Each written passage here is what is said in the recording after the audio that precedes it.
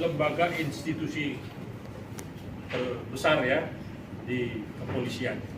Nah inilah yang akhirnya terjadi perceraian sepihak, tetapi tidak berhenti hanya di situ. Nah, itu terus berlanjut kepada teror, penekanan, sampai juga fitnah, sampai juga rekayasa yang akhirnya setelah bercerai mantan istrinya ini harus masuk penjara ya, dengan bermotif cara yang dilakukan oleh mantan suaminya. Dan tidak hanya itu, satu hari sebelum keluar dari LP direkayasa lagi seperti apa, akhir lanjut lagi menjalani penjara itu. Itu nanti Ibu Wati akan menjelaskannya. Di kiri saya juga ada seorang psikolog dan juga mendampingi Ibu Wati untuk supaya mentalnya itu tidak terus-terusan dihabisi oleh mantan suaminya ini. Yang kita akan angkat kepada Bapak Kapolri ya, khususnya petinggi Polri untuk mengungkap ini kembali, karena kelakuan yang dilakukan oleh mantan suaminya ini sudah luar biasa dan di luar, kalau kita bilang pelanggaran HAM, ya inilah pelanggaran HAM yang dilakukan oleh mantan suami terhadap mantan istrinya dan juga menelantarkan putra-putrinya. Saya pikir nanti media bisa menanyakan langsung, semoga dapat penjelasan dan petinggi Polri, khususnya Pak Kapolri juga bisa menyikapi ini agar persoalan ini ditinjau ke belakang, apakah memang memenuhi persyaratan atau tidak sehingga perceraian itu terjadi. Itu intinya. Terima kasih. Wati, mungkin awal mula keluar nama seorang MG alias Melly Guslo tuh seperti apa sih? Jadi gini, saya sebut aja langsung namanya, ya Melly Guslo, ya. Nah, inilah salah satu memang yang hadir ketika rumah tangga ini masih berbahagia, dengan kehadirannya lah mulai retak-retak akhirnya pecah. Itu kita nggak usah berinisial, nggak apa-apa kita sebut karena memang sudah ada di TikTok, sudah ada di IG bahwa salah satu memang pemicu adalah Melly Guslo. Kita bukan fitnah ya, tetapi semua ada fakta-fakta yang ada. Buktinya seperti apa, Mbak? Bukti tidak ada hubungan dengan Melly Guslo sendiri dalam rumah tangga itu seperti apa awalnya? Dari awal kecurigaan atau apa gitu? Di awal kan kalau saya di akun saya sebelumnya, di akun media sosial saya sudah jelasin semuanya. Jadi kalau di sini saya lebih menekankan bahwa dengan hadirnya pendamping hukum, kuasa hukum saya dan Ibu Tika Bisono untuk sebagai psikolog itu lebih kepada permohonan saya kepada Bapak untuk menindaklanjuti laporan yang saya yang telah saya suratin ke Bapak Kapolri. Jadi kalau untuk menanyakan si artis tersebut yang tadi disebut sama kuasa hukum, saya sudah jelaskan bahwa saya tekankan lagi ya, bahwa ini bukan fitnah, ini adalah fakta bahwa saya ribut dengan saudara Enjang Hasan Kurnia sampai kami mantan suami, sampai saya diceraikan secara tidak baik. Itu murni karena adanya pihak ketiga, yaitu Melly Guslo. Jadi dialah satu-satunya penyebab saya sampai rumah tangga kami hancur pada saat itu. Wati, sedikit Bang, ini 2008 kejadian. Oke, sedikit Bang soal laporan Pak Polri itu perihal apa isinya sendiri, dan apakah memang ini satu jalan, karena kemarin mungkin belum ditanggapi oleh pihak kondisinya itu seperti apa? Saya jawab aja langsung ya, saya jawab langsung. Jadi kenapa Bu Wati menyurati, klien saya menyurati Bapak Kapolri?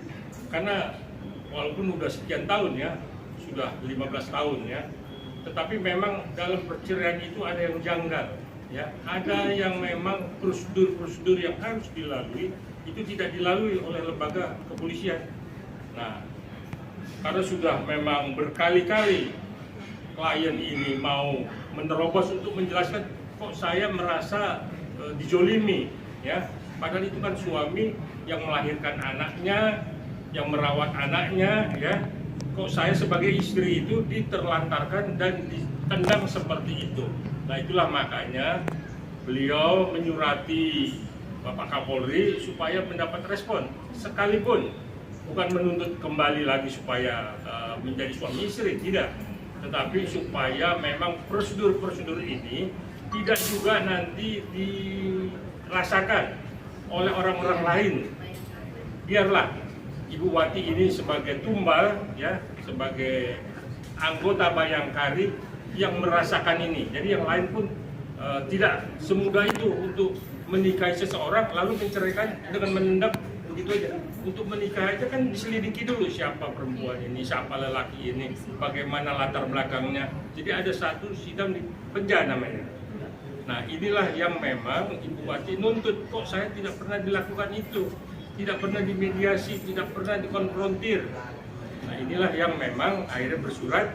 Ya, alhamdulillah ya, syukur sepertinya Pak Kapolri sudah mulai merespon. Jadi kita berharap memang respon ini cepat. Cari pengganti saya yang lebih dari saya gitu. Kamu nggak tahu kamu diguna-guna. Pada saat itu saya ngomong dalam kondisi marah ya Pak. Jadi ketika itu SMS masuk dan langsung, ini juga yang saya ingin tanyakan sebenarnya kepada Meli. Dia langsung SMS saya pada saat itu, dia mengatakan mengirimkan lirik lagu orang lain yang di situ ada memang punya trik buat kau klik, bukan dengan magic. Jadi saya mengaitkan sesuatu itu bahwa saya barusan mengatakan guna-guna kepada mantan suami Meli Guslo, tiba-tiba tidak ada angin, tidak ada hujan, dia langsung mengirimkan SMS itu kepada saya. Tapi ketika nelpon dapat jawaban langsung dari Meli ketika itu? Iya, Meli pada saat saya nelpon Meli langsung gimana dengan ketakutan gitu, Wat, dengan apa ya, menenangkan saya. Wat, kamu di mana Wat? Saya temuin kamu ya sekarang. Gini loh Wat, ini. Saya nggak mau temuin kamu. Saya cuma minta tolong berhenti hubungi suami saya pada saat itu. Jadi bahkan suami dari Meli Guslo pun disuruh menghubungi saya. Dan masih ada kok keluarga saya semua di situ, ibu saya pun tidak tahu. Angkot menelpon saya dan saya tidak mau bertemu karena dia takut saya blow up seperti itu. Minta apa waktu itu Angkot? Untuk maksudnya takut kalau saya blow up ke media, jadi Angkot mau menenangkan saya. Dan saya bilang, tenang saja, saya tidak akan blow up. Yang jelas Meli berhenti untuk berhubungan dengan mantan suami saya. Dan saya tekankan lagi, kalau ada yang mengatakan, saya punya saksi.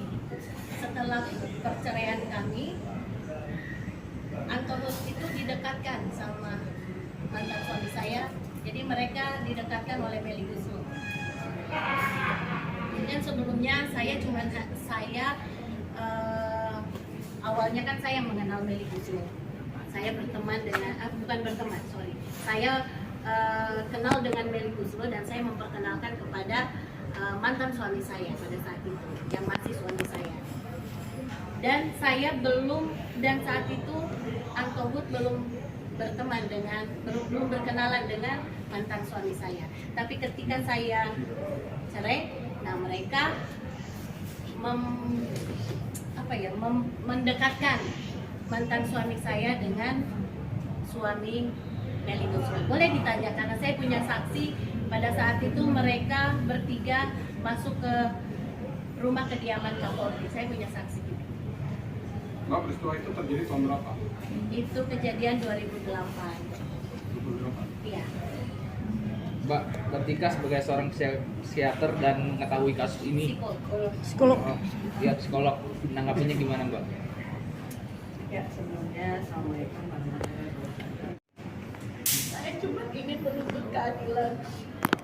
Kalau perlu, saya ingin dikonfrontir dengan mantan suami saya.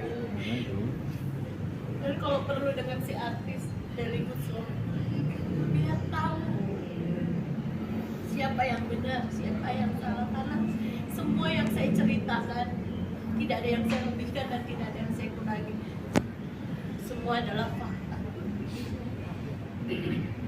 Jadi saya hanya mohon kepada Bapak Kapolri, saya ini saya mewakili hati seorang perempuan. Banyak perempuan di luar sana yang mungkin senasib dengan saya dan bahkan lebih daripada apa yang saya alami. Saya mohon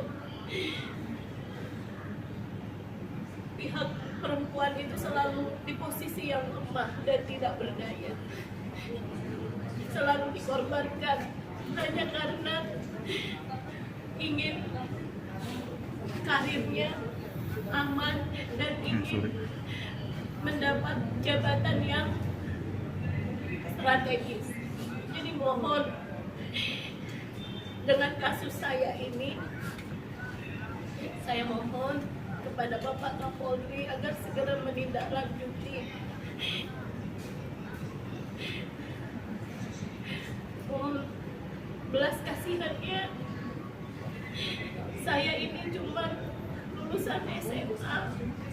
Basic saya cuma seorang ibu rumah tangga yang dulunya pada saat saya menjadi bayangkari, saya cuma hanya mengurus anak, mengurus suami, dan menjadi aktif kegiatan bayangkari.